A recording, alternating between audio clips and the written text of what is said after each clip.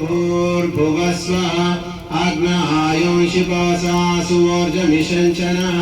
आरे भादस्वदुच्छुनां स्वाहा इदमग्नये पवमानाय इदन्नमम ॐ भूर्भुवः स्वः अग्निर्ऋषि पवमानः पाञ्चजन्या पुरोहितः तमेमहे महागयं स्वाहा इदमग्नये पवमानाय इदन्नमम ॐ भूर्भुवः स्वः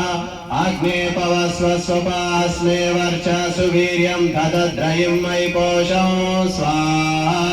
इदमग्नये पवमानाय इदन्नमम ॐ भूर्भुवः स्वः प्रजापतेन त्वदेतान्यन्यो विश्वा जातानि परिता बभूव यत्कामस्तेजोमस्तन्नोऽस्तु वयं स्याम पतयोरयीनां स्वाहा इदं प्रजापतये धन्नमः ॐ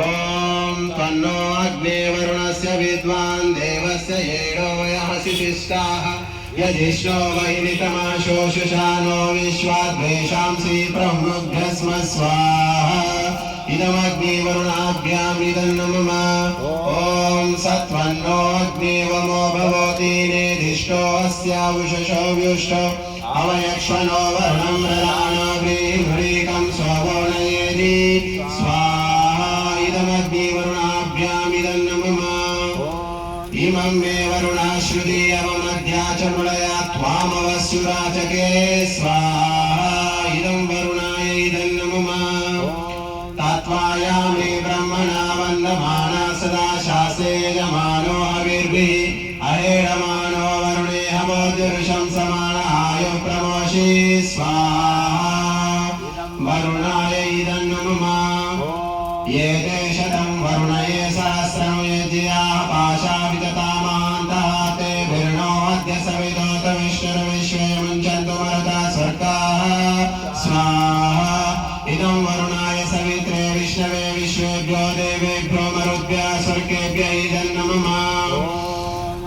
शाग्नेयस्य न विशस्ति पाश्च सत्यमित्वमयासि अयानो यज्ञं वास्य यानो देहि भेषजं स्वाहा इदमग्ने अयसे इदन्नमः मुदुत्तमं वर्णपाशमस्वधवाधमं विमध्यमं श्रदाय अथावयमादित्यवृतीतवानागसोदितये स्याम स्वाहा इदं वरुणायादित्याय आदितये च इदन्नमः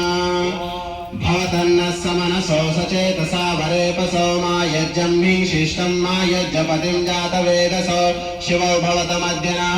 स्वाहा इदं जातवेदोऽभ्यामिदन्नमः